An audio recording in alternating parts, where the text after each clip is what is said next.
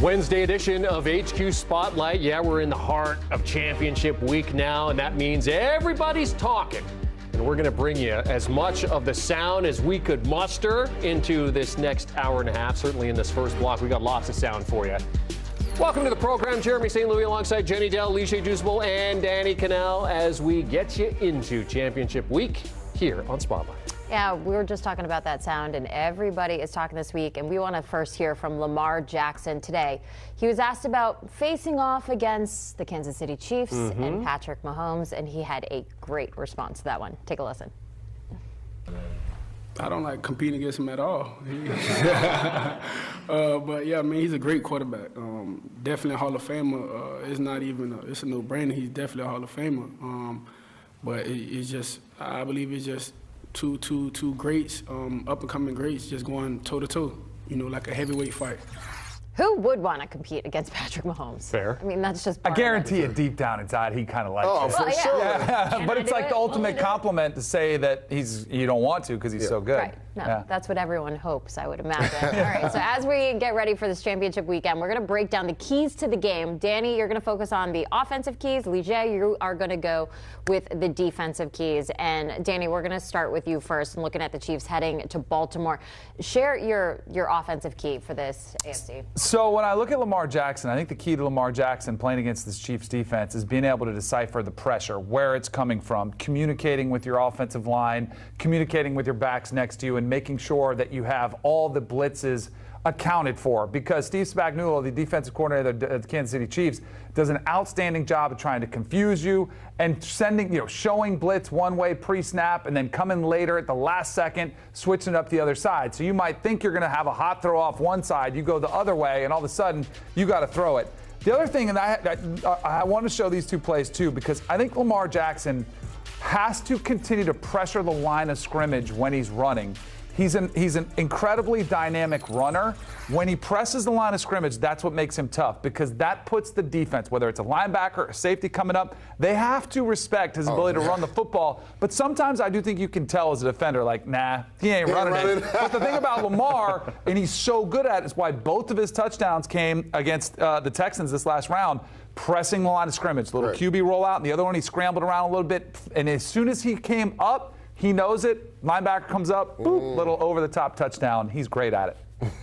Boop. Little over-the-top touchdown. All right, so on the other side of that, Liché, what about a defensive key for this Ravens team? Yeah, I'm going to look at a specific matchup, DK. And if you look at Kyle Hamilton, he's probably one of the most versatile pieces in the NFL. The guy can play in the slot at the slot corner position, right? He can play as the linebacker, stand-up linebacker. He can play in the middle field safety.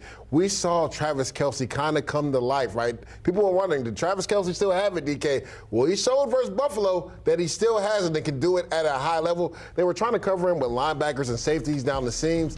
They had no answer for Travis Kelce. Well, the Ravens have an answer. They have an alien in Kyle Hamilton, 6'4", 220 pounds. Again, versatility is a key for this guy. There's a reason why he was an all-pro this year, DK, because Mike McDonald, the defensive coordinator, does a really good job of moving him around, but he will be tasked to cover Travis Kelce probably for a majority of this game. So he's probably going to have the toughest job on this defense this weekend, and that's shutting down a future Hall of Famer in Travis Kelce. Again, Kelce got going last week, and that offense really got going behind him in that first half. It allowed Patrick Mahomes to be comfortable, then start throwing the ball down the field to MVS later on in that game. So Kyle Hamilton is a key for this Ravens defense. You got a quick follow? Kyle Hamilton is a stud. Travis Kelce, over the course of his career, has typically torched the Ravens. I think he's averaging like 70 yards or more per game. But guess what they haven't had? The last time he faced him, he's never faced him with Kyle Hamilton. And that is a huge asset that they've got, because he's long and he's strong, so he can handle the physicality and can handle the speed. It's a great matchup. I think it's the matchup of the game to watch. Wow. Ooh, that's a big one there. Okay, we're going to switch over to the Chiefs now. 6th straight appearance in the AFC Championship. And, of course, all eyes are going to be on Patrick Mahomes. But who else could be an offensive key? We asked, Danny Cannell said Isaiah Pacheco. But, Danny, before we get your take on that, take a listen. Pacheco getting some heat on his running style. They said I run like I bite people. Like, I ain't no zombie. Like, that was crazy. Like, so that was one of the funniest ones. You said I run like I bite the ground, bite the grass. That's crazy. So it's a It's a great opinion, I guess, to have on the way I run. For me, it's just being determined and understanding that I have a goal to achieve and we want to get the job done.